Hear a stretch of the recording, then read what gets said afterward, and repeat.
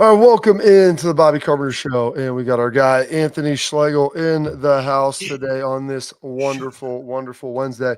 Schlegel, how's it going, sir? It's going great. I freaking love Wednesdays. Wednesday, today after this show, Bob, I am disassembling the garage gym for all things that I won't have to work out on Thursday Oh, that's into terrible. the So it's going to pod. be a soft Thursday, a flaccid Thursday? No. It's going to be juicy. It's just, I'm going to just take out the stuff that I don't necessarily need. And I got to get in the back of the pod, the garage gym stuff, because that's going to go to the armory for the most part. And then in front of that will be all of the AYO stuff. And I just keep telling my wife, like, listen, man, we be purging, we dumping stuff in the dumpsters at the high school. I'm sorry, charge it to winning. But I'm going to have this place. Schlegel. I mean, you're paying Exactly. for it. I mean, we're paying for something. I don't know, but I'm just looking around here, and there is a lot of Okay. pure unadulterated iron, and I can't wait to do it because I'm gonna be sweaty. I'm gonna be working on my GPP. It's gonna be What's great. GPP? General physical preparedness, Bob. Just lifting heavy things. That all sounds the like time. something from a military term. No, it's not, but it's okay. It's just a book called Is Getting Bumpy. That's the book. It's called Getting Bumpy. Honestly, I should write a book like Getting Bumpy, stories of pure bump of American iron. Bumpiness. Dusty Rhodes, I saw this thing on the IG and he was making like prank calls to Ric Flair. And it was so amazing. Like, I would love to be a combination. I think I could be a combination of those guys. Ric I'd have been a Flair. great WWE Dusty Rhodes is. I wrestler. think Dusty Rhodes is dead. I know, that's okay. His son Cody Rhodes is alive, and he wrestled Oh. Cena at WrestleMania. So, Okay. his son looks nothing like Dusty Rhodes was kind of a bigger dude, kind of Bigger like dude, blonde, like just Yeah. crazy, talk But, with a like, southern accent. yeah. Cody's like super put together, thin, like lean, pretty jacked, but very interesting there. So this is interesting. We talk about the purging, and we'll segue this into football. Don't worry. I'll be able to slide that together. But when you talk about getting rid of stuff, like what are things we've been in the same house now for 6 years, and before that we were in the same house for 11 to 19 or 10, 11, 11, 19. So about 8 years. And before that we moved Keep a talking. lot. We moved a lot. We did a lot of different things. So I'm trying, like every year we'd go through and there'd be stuff like, I got to go through. I've got like old taxes. They always say you got to keep your stuff for 3 years and different things. So I've got stuff that we'll just throw away. And there's things that I box up and I was like, well, I'll just store this. But I'm just trying to figure out what you would actually, like things that you would throw away. Like you've only Here's something that you're not purging is the Reebok core board. You remember this, Bob? Yeah, you stole that from the Woody. You stored that from the Woody. Did I? I think I Yeah, did. it came from the Woody. I think I did. 100%. Matter of fact, there's a piece of tape on there. It says the property of the Woody Hayes, probably Ohio State Athletics. It's okay. Guess what's not being purged? That guy. That guy's a gem. You're not getting rid of weight equipment, are you? Is this just like general effects at the house? There's like I got like little kid golf clubs in here, and I'm even gonna purge. I'm gonna go back through. This is kind of my mantra. You could probably give those clubs to somebody. You're not just gonna throw those. No, I'm not gonna throw them away. No, I'm gonna take them to the Goodwill or whatever. Or there's like a bunch of little kids down the road, like, hey, you want some golf clubs? Like, here you go, bro. I got all these rubber mats, and I know, like at the high school, they need some stuff to put under the weights because it's been slamming and like kind of ruining. Well, those rubber mats are expensive, dude. You're just gonna give those away? Yeah, I'm gonna charge it to winning. I mean, I'm donating them to the high school out of like Goodwill. I mean, I might need one of those slugs. So make sure you save one for the big guy. I actually have. Let's see. I got 1, 2. Those mats are a couple $100 a piece. That heavy rubber. 3, 4, 5. I have 6. I have 6 Ohio State mats that I took from French Field. No, it wasn't French Field House. It was on the other side of where they made the Shoemaker. Remember they had that tiny little weight room, Bob? Yeah. Like this was like years ago. Oh, yeah. I found the 6th best one. I've had them for well over a decade and a half. And they're in my garage gym. Probably keeping those because those were, but you know what, Bob? I'm going to bring you one of those. Thank you. I would love it. Well, because like RJ cleans in the garage because I don't let him clean inside because that would be dangerous. Like we're to the point we're too strong now. It's too heavy. But yeah, I would love to be able to have like that down there for him to bench. I mean, he's on the Nature Stone, but I feel like a nice rubber mat, which is what I used to clean on in our garage, would be great. So you know what I could do? I could probably bring you what we'll do is this, Bob. I'll bring you one of those ones, and I got a bouncy one over here. I'll bring that guy that has like texture on it. So what else? What else are we throwing away? I'm just trying to figure out kids' golf clubs. Like, here's my thing. When you go through and you do a purge, everybody's got a purge in their closet. My thing is this: you still have fat clothes? No, I don't. Okay. I've been lean for a long time. Oh, I know that, but I have a lot of my. I went through like 3 stages. I mean, I was like 255, 260, and then I was hanging around like the mid 240s, and now I'm kind of the mid 230s. So I've kind of tapered down the whole time. So I still have some of my big clothes, as I'm hoping that number one, they're coming back in style. Some of the bootcut jeans and the flare legs, those are on their way. And then I'm also hoping I'm not going to probably be big enough physically, like with muscle, but I'm hoping one day I'll be fat enough that I'll be able to fit back into those again. So I'm talking like probably 65, 70 years old, and then I'll have a full wardrobe again. You never pass, you never get rid of Carhartts, like workwear things. I will. I don't know. I've worn out my favorite pair of Carhartts that I've got. I've like started to wear the crotch out in it, and that's because you've worn them all the time, so they might need to go and you refresh them. Yeah, right. But I'm talking like I'll go through my polos because I'm a guy that if I look good in something, I'll wear it on repeat because I look good in it. So there's ones that we're given. There's a stand-up. I saw this. As we talk about stuff that's bouncing your Instagram profile. And it was this lady, this female comedian who was doing stand-up. And she's like, women get compliments all the time, which is true. I mean, I compliment my wife very often. I can't remember the last compliment I got. You give them to me usually. But she's like, guys get compliments so little that if you ever tell them, like, I like your haircut, they'll have that haircut for 40 years. You tell them I like him in blue, every shirt they have will be blue. Boom. I like that shirt. You're going to wear it once a week. So true. As you just said that, I was like, well, there you go. It works. It's the facts. My wife will be like, hey, I really like that black Lululemon polo that she's the one that bought it for me. Yeah. So guess what? I wear it all the time. I need a new one. And so I'm going to go through all my polos. And if I don't wear them or they're somewhat like tight, they go to Hunter, right? So like he's going to purge my closet with me.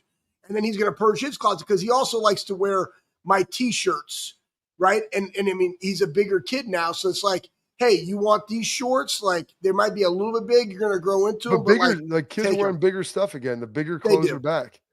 So it's like you can pick what you want. Then I'll have some like shoes. I got a bunch of Jordans, low tops. Like I'm probably going to save those because Sam very shortly will be in those. So it's like those things I'll keep.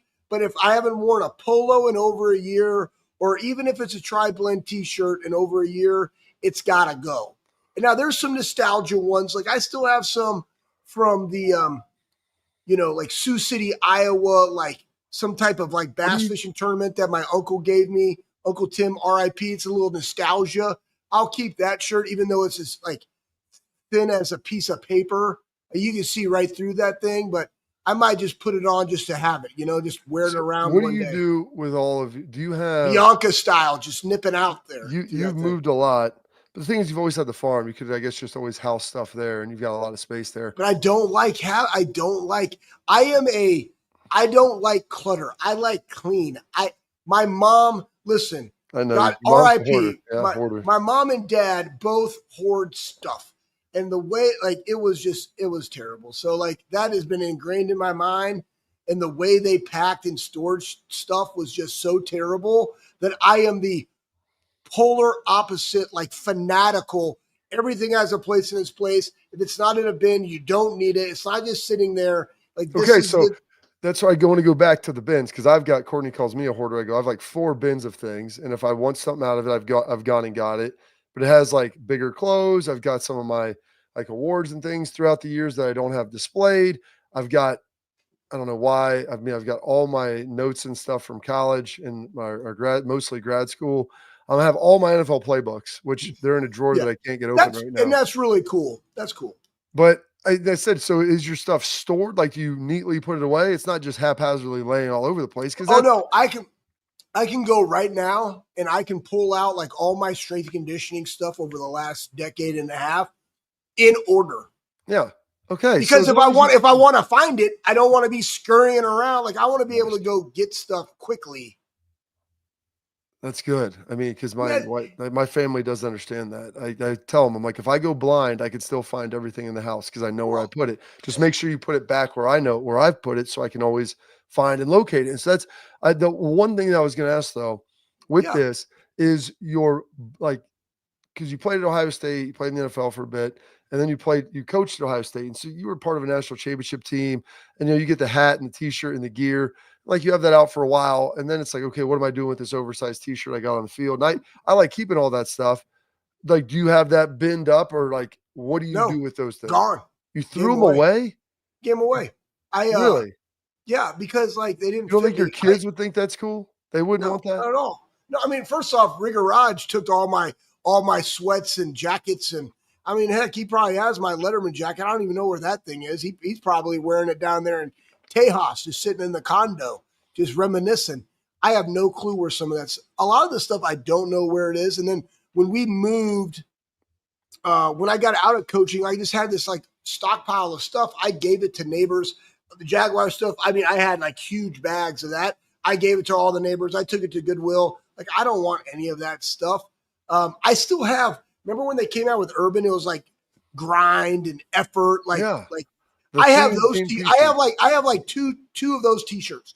Like that's it. I will say this from this last year of coaching in 24. I did like their coaching workout short. It was a Nike, but it's more of a Viore-esque, Roan-esque kind of like workout short. I liked them. So I have a bunch of them. I took a bunch of them. But that's like, I don't like a lot of things. I like to go to the same thing over and over and over and over and over again. Okay. And it's also where, just like I'm standing right here and I'm looking at like lawn equipment, like my weed eater, I'm telling you right now, I only use steel. I don't like Echo. I don't like anything else. But my weed eater is also like, I could put an edger on there. I could put a pole saw on there. I get full utility out of all of my things. So I have less storage of stuff, less things to maintain. I maintain one freaking engine right there. And like, that's it. That's how I like to live my life, as simple as it possibly can be, so that I can utilize my mentals and my physical and all the other cool stuff that I like to do. That's just kind of my thought process. Okay. I mean, I was just curious. I'm all about efficiencies, man. I'm just blown away that you got rid of all of your, I understand All like of your it. normal gear, but like your championship stuff, the run stuff. I have the ring, and it's like I have the ring. I didn't throw away my championship ring. I didn't get Congratulations. rid of those. Thank you. I have all my gold pants. They're in a little Dumajink in my gun safe. It's like I have those things, and those are the only things that really matter. And my kids were little back then. I'm gonna store them up right now. They're still probably too big for them. I'm like, no, I don't want to travel with that, because then that means I have to move it. I have to physically move it for when. I have 3 bins that my wife gives me a hard time about, and they have like clippings and stuff from college, right? Like a college book. I have a high school book. Sam has all of my helmets that I had. I mean, heck, Sam has all my trophies that I like, player of the game or like whatever. Like he just has. I don't care. Like, what am I gonna do with them? Like, who am I gonna show those to? Nobody. You could get yourself, when you renovate, you're going to renovate your house, your new house. You could build yourself a nice office and get some of those things prominently displayed, kind of like. You know what? That's a great question. That's a great point, because I was thinking about this on the plane. What do you think I'm doing with my stuff? I got things all around here. I got pictures of us. I've got different things just hanging. The problem with my life is that I never know that it's going to be like my forever permanent like deal. So I just don't. So I just get rid of it all. You could build a display place at the farm, Schlegs. There's tons of options. I do. I have tons of pictures. Like that's kind of like the picture place, right? And I was thinking about this because I've been reading books I've been flying so much. I just been reading books on the Dumajig. On the Dumajig, and that's the thing, man. Like the Kindle, like all my books are in the Dumajig. Wait, what did you just call? What did you just call that? The Kindle. It sounded like you said like Kendall. Like no, the Kindle. Kindle. No. Okay, there we go. Kindle. We got the Kindle. All right, we got it cleaned up. And I'm highlighting there, but they're not on the shelf. Like I like owning the leather bound books. I do too. But then you got to carry them in your book bag. Yeah, but your backpack. And I'm like, there's man, a it just feel to a book when you're I reading agree it. with you. But it's hard on the plane because like you're flipping it over and I got my pen and it's on my I like to wear my Carhartt t-shirts when I travel because they got the pocket.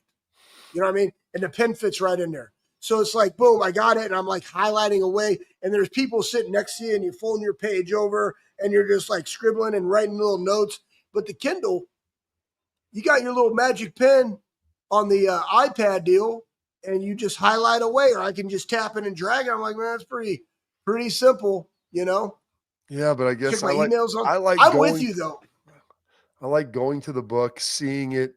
I've had to reorder Tabbing the page and you're just well, going through. Oh yeah, that's a good one. yeah, I had to reorder Traveler's Gift though because I've let some people borrow some books and then I haven't got them returned, and that's okay. They're doing some good stuff, but I love all of that. The problem is now I've got too many books for my bookshelf, and so they're like getting to be stacked horizontally on top Burn of. them.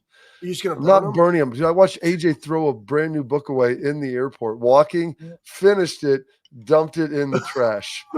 And I'm like, what? I would never do. I he love was all walking. books. She's like, literally, I watched him finish it, close it, and then throw it in the trash, like one fluid motion. And in the NBA, he's definitely shooting on that play because it was all like finish, last page, 2 steps in the can. I should go back through all my NBA stuff and get rid of that. Like, I mean, what am I? I don't ever go back and use it. You paid for it. You I never know. did. What am I going to do with? I mean, I have like, you know what? That's a good point. If you ever need to, there's certain things in there that you may use. And my mom said, I'll probably keep the books. I'll probably keep the books. Yeah. I don't need all my notes on them. They're probably stored in the cloud because I typed them all. Really? I typed everything. Man, I remember one time Mick was like, hey, listen, you got to get your NSC or CSCCA certification. You have a month. Here's a book. I'm like, okay. And I read that thing front to back. It's like 600 pages. And I end up writing 110 pages of notes. I typed them. That's how I can put pen to paper. It's funny. Sam was doing this thing. He's like, Dad, you need to help me make an iMovie on this El Salvadorian dish that he made. I was like, cool, film it. I'll put it together, whatever. And I was like, but you need to write out what you want to say in your opening remark. And he did. And I typed it up for him and put it on like the iPad so he could see it next to his phone as he's making a recording, just to glance at. So you need to read it over and over again so now it can become natural, whatever. And he did it and he kept messing up. And I just basically verbatim, like line for line, just spoke it to him. And he's just like, how did you do that? I was like, bro, this is what we do. But like, that's how my mind has always worked. Yeah. Once I type it, I'm reading through it. I'm taking it. I'm processing it. I'm typing it. I'll read it. It's over. Oh yeah. I can recall that information like this. That's why AJ and I used to always make so much fun of you for taking all those notes in meetings. And I'm like, dude, you don't, which then I started doing that too as I got older because I thought it's important. It was just nice to be able to go back and look at later. That's it. So we got a nice little show today. So how are we tying this back to football? Because NIL? Yeah, to NIL. And there's changes that are going to happen and the things that are being able to move and get manipulated. I spoke with Ross Dellinger on Monday on XM, talking to him about some of the things that were happening, and they're going to hopefully have that house settlement, and that's all going to be done here. The judge should be saying that everything's good on that. And so we'll break down. I want to hear about what's good on that. I want to hear about it. Well, a little bit of that and some different things moving forward, but also some of the NIL stuff with Kirby Smart we talked about earlier in the week that we need to get to. But first, I want to tell you, attention, parents and athletes, protect what matters most with Export mouth guards designed by NHL team Dennis. Export mouth guards are scientifically tested to help absorb those high impact hits. Export mouth guards feature 3 layers of advanced protection, Schlegs, and a patented use of carbon fiber. They 3D print that bad boy right to your grill for more protection, better performance, max comfort, clear communication, so you can focus on the game, not on your gear. Do not take chances with your safety. Go to exportguards.com/Bobby. Save 15% on your order. Export, protect what matters most. More the Bobby Carpenter Show coming up next.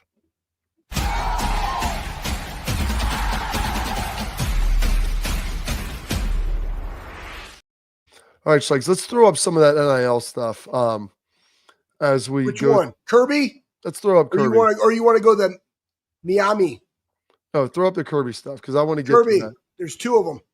Yeah, throw it up. One for each of you.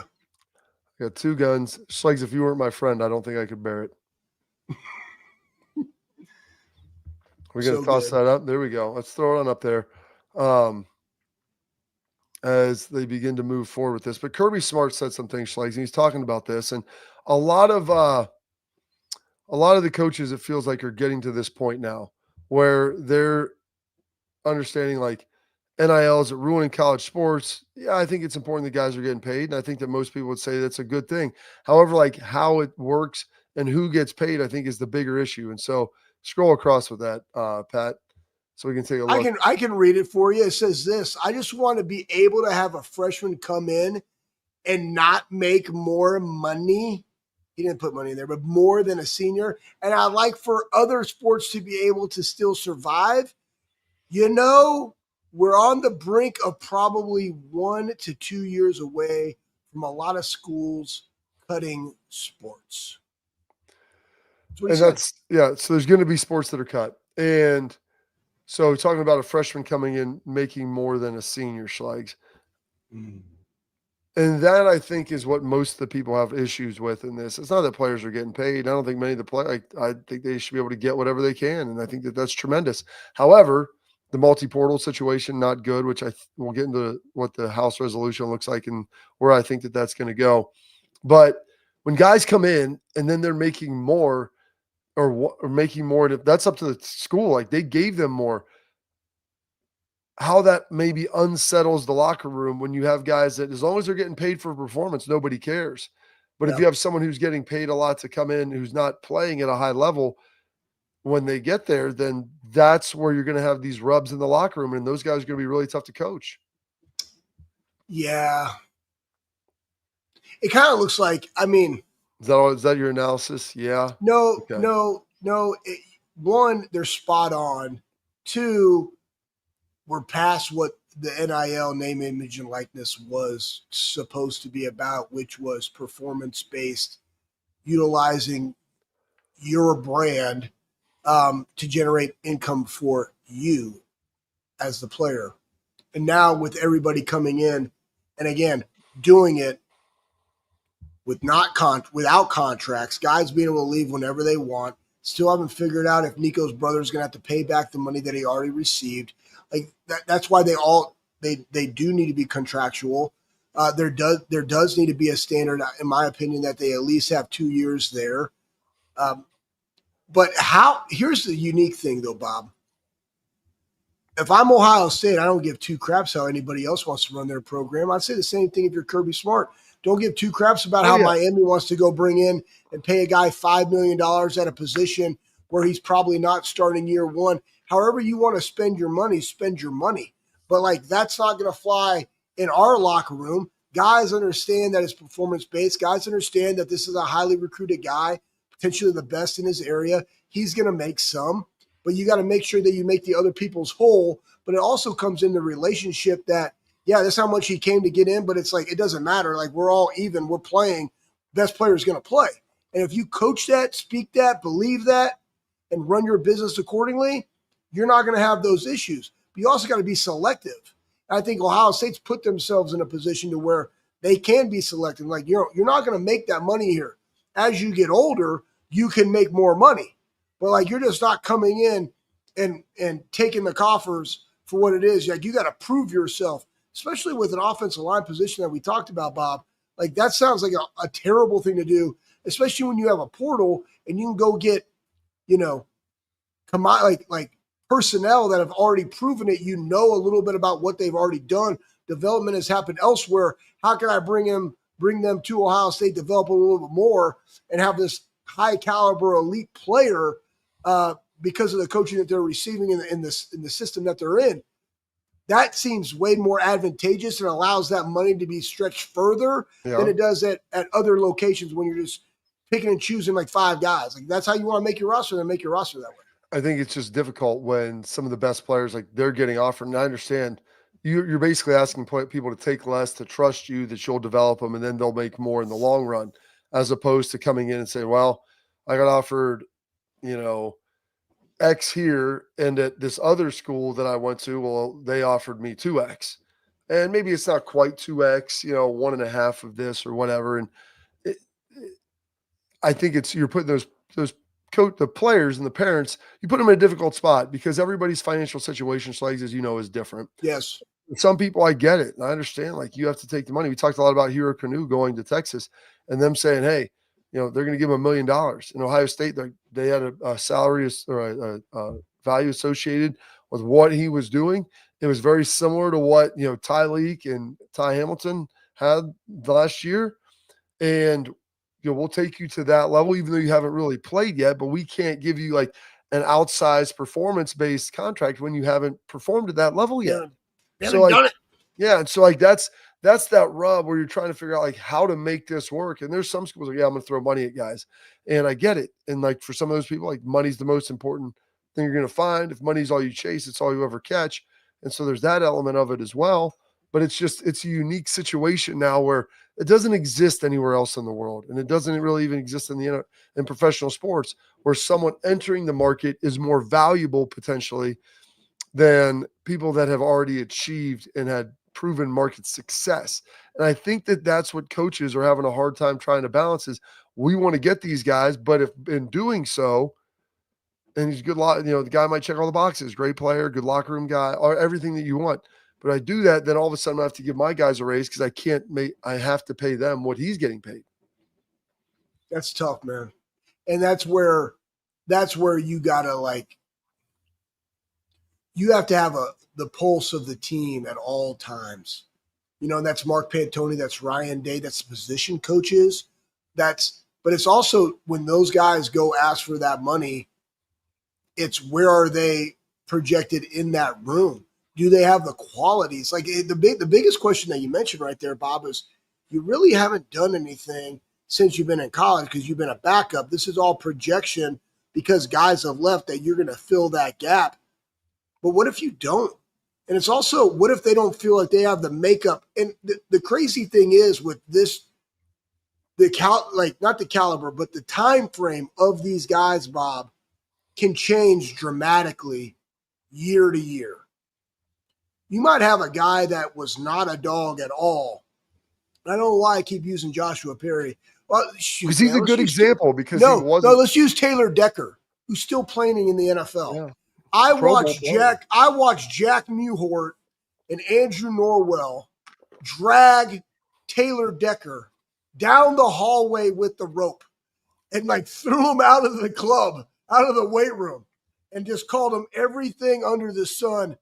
And in terms of the word being soft. And he developed into that. So when you're looking from year to year to year, guys can make great strides physically. They can make great strides mentally. They can develop toughness that you need. And it's like, all right, am I going to bet on this guy that he's all of a sudden going to become the player that he was? Where was he last year compared to the two that we had? That's a big jump. Can he get there? Because if he can make that jump, he's actually worth this. If he can't, he's worth this. And here's where he is now. And it's like, boom. But then you also got that money that could go to other spots of bona fide dudes. You're like, dude, I need that 250, because I got a guy. I got a guy, a dude of dudes over here. And that's just so everybody knows, it's not just, oh yeah, just go give it to him. That money is being allocated and spread throughout the entire team. So it's not just like, oh yeah, you can have it, or here's your budget for your room. It's not the case, man. That's not how it works. Difficult, man. But I tell you this though, Ohio State's done a great job navigating those waters, paying less and getting a lot more. Well, and it starts with the culture and the relationships and the development that's at Ohio State. Gosh, you took me right where I wanted to go. And Will Howard, I did. Him and Jack Sawyer sat down there on Ben Roethlisberger's podcast. Both of them Steelers now, and they talked a little bit about the connection in their locker room and how faith was an important element of that. And I think that that's something that's been driving this team. We'll hear about that coming up next on the Bobby Carpenter Show.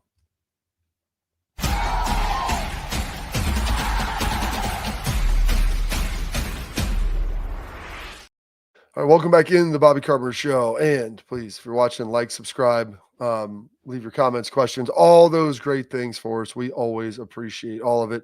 And now can we throw up the little ditty about our guy, Mr. Will Howard and what he's all about. And he was sitting on the Ben Roethlisberger podcast talking about his faith, how that plays in. He's sitting there with Jack and how that plays into this team and what it means for these guys. So we could toss that up there. We'll take a listen to that, Pat, as soon as you get that geared up and ultimately ready to go. Because as you can attest to, like when you're dealing with the connections in the locker room, having guys that are willing to be able to sacrifice a little bit is big, and understanding like, hey, you want the last dollar, you want to go for, or do you want to make sure that you have dollars in allocation for everybody? And so let's hear what Will has to say. Led revivals happening? Was it led by the football team, or they did an event on campus and it was run by football players? It was run by Emeka, Travion, JT, G. Scott, and then 2 former players, Master Teague and Cam Babb.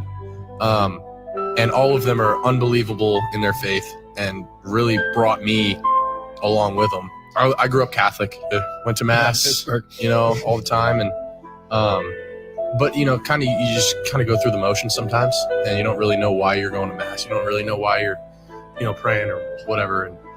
And these guys, when I first got there, I think Cam started originally, but G would run a Bible study. And I've been a part of Bible studies before, but they'd all usually been run by, a priest or a pastor or some guy that, worked for the church. But this was run by us. It was G would run the Bible study. G and Emeka and Trey usually would run it.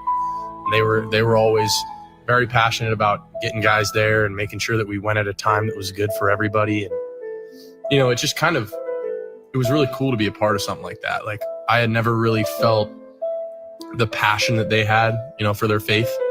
And then they wanted to spread it to the campus. So they had that event on campus. It was right outside of a couple dorm rooms, and, they advertised it real well. Everyone kind of put it up on their stories, and I just went, just as a spectator, and it was like super, super cool to even just be there, because they all got up, all 5 or 6 of them shared their testimonies and, their walk in faith.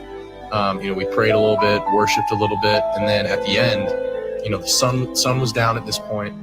They brought out tubs of water and baptized about 60 to 70 people. Like, it was unbelievable. And I was there, and these people are crying. Like, it was really, really cool to watch. And like, it was special. It was just like, this is what it's really about. I remember I was there with Chad Ray, who was one of our like walk-on quarterbacks, and kind of looked at each other as we were walking out, like, man, that was like special.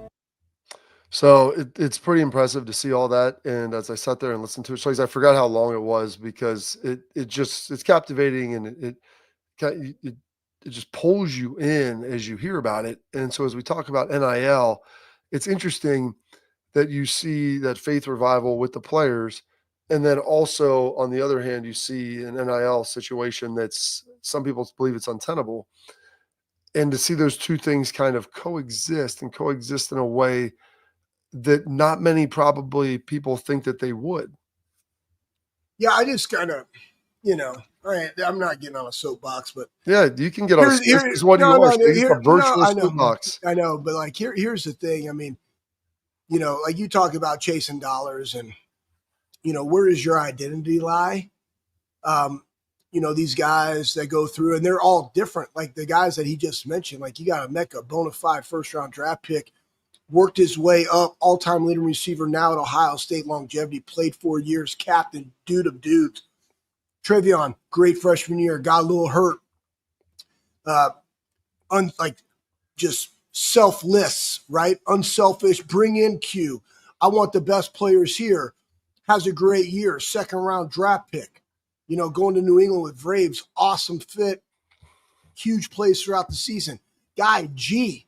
And the reason I say that is just all walks of life. I mean, G, wide receiver, move to tight end, headbutts a guy at Michigan when we're driving, right? Now you go 1st and 10 on the 30 to 1st and 25, and totally takes you out of the momentum of that game. And I just remember like vividly watching him and believing in him. And then the 3rd and 7 that went to 4th and 2 in that Texas game. And it's just, it doesn't matter who you are, where you're from, but we're talking about money. Like, this Bob, like I could do a lot of things that could make a lot more money, but that would never satisfy me. It would never, no. To me, it's what is on purpose. And my purpose is to maximize people through authentic service. It's not something I just made up. I was intentional with that. That is my purpose statement. So everything I do is predicated upon that. Do we have to make a living? 100%. But with these guys, it's like, hey, you see my value. You're developing me. I also want other guys to be here. I want the best to be here. That money can go, a long way in different areas. Let's go do that. And when they're about that kind of lifestyle, and the coaches are as well, and it really is the university, the coaches in that, the Ohio State Football LLC, to do everything they can that does not break that, right? That trust that you have their back, and not to make it selfish or about the money, but that's also the type of guys that you're bringing into the building. And then what he talked about for those guys to be able to run that themselves, it's authentic. They know exactly where they are. They're holding each other accountable.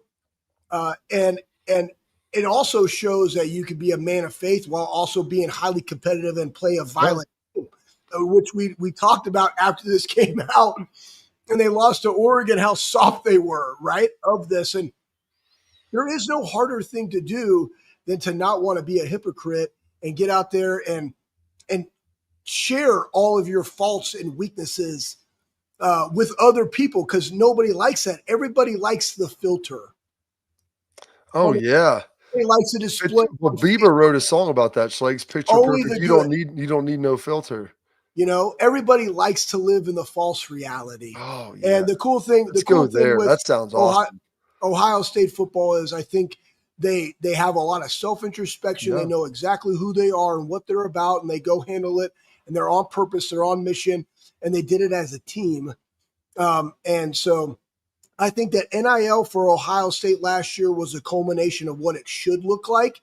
It's an opportunity of bringing back third, fourth year guys that could go to the NFL to bridge the gap to that, to get one more year of development, one more year to improve their draft status while also playing a game at a time in their lives that you can't ever get back.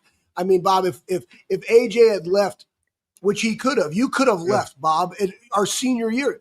I mean, what would my senior year have looked like, and the experiences of that year look like, and all the stories that we had from that year look like on 2005 for me if I didn't have you two.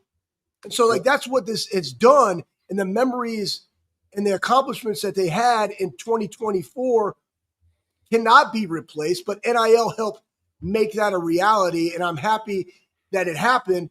And I think that was a great case study of how you can do it the right way. Absolutely. All right. Well, before we get to our headlines, Schlegs, we got our friends from Backer.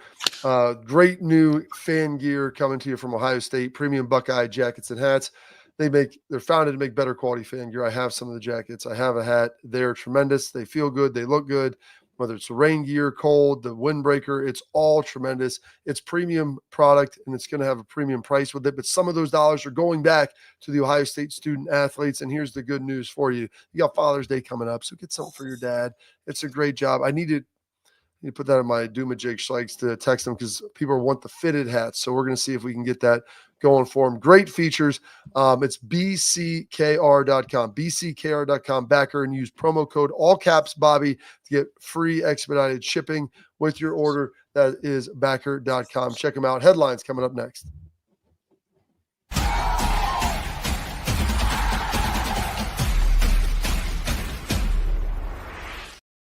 All right, Schlegs, let's get into today's headlines and some of the different stuff that is out there. And let's throw up there the Miami, the 5-star NIL deal. And this is something that, Ohio State, they had a guy they were looking at. And really, really talented offensive lineman. Everybody wanted him. You start looking, I think it was Oregon, it was Georgia, it was Ohio State, and Jackson Cantwell. I met him down in when he was at Ohio State. He hired Drew Rosenhaus to represent him during his recruitment.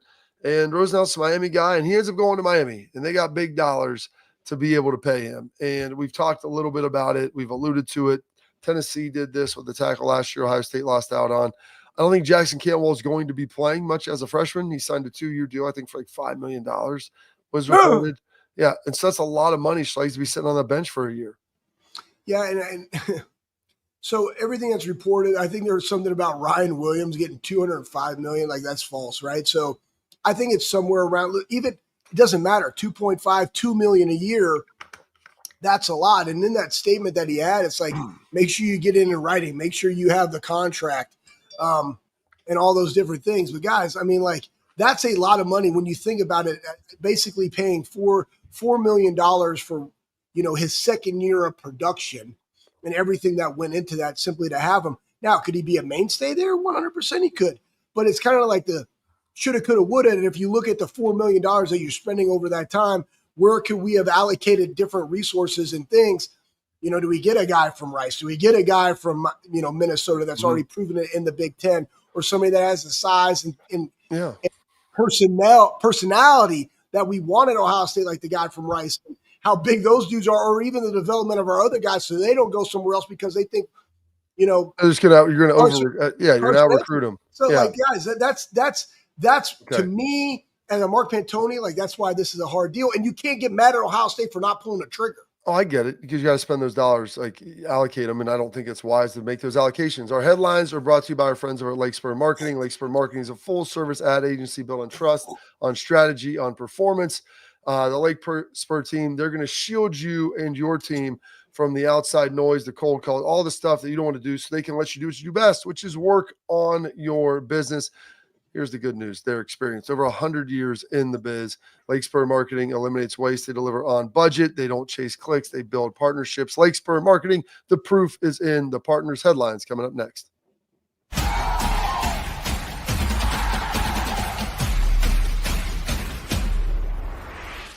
Tailgate talk coming up next, which is where we're at right here. And Schlegel, I got one little tailgate talk nugget for you, a question threw in there from the guy Seek, who was asking about Berm and Austin, and I answered some of the stuff on the show.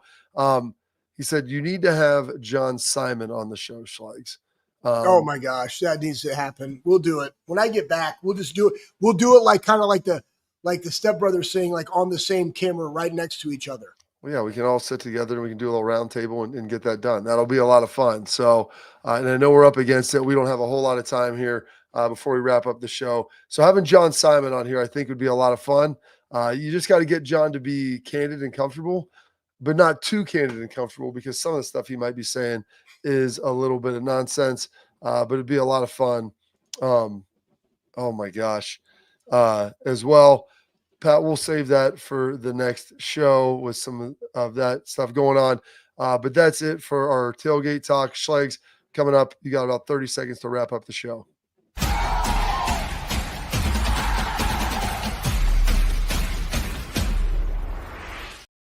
All right, Schlegs, 30 seconds for your parting thoughts. Throw it up there, Pat. Listen, UCLA scientists may have cured baldness. I don't know what that means, but I know it means that we're going to have full heads of hair. You know what I mean? That's what it's about. Get in the weight room. Don't worry about your hair anymore. UCLA, finally, there's something to be excited about, bringing them to the Big Ten, because the cure for baldness happened in the Big Ten. That is good. Hey, you know what? If that's their contribution to the Big Ten, then I am good with that. Hey, get the hair back, get it feeling good and full. All right, that's it for today's show. Hopefully, I get a big show tomorrow for you. Maybe AJ joining on the Bobby Carpenter Show.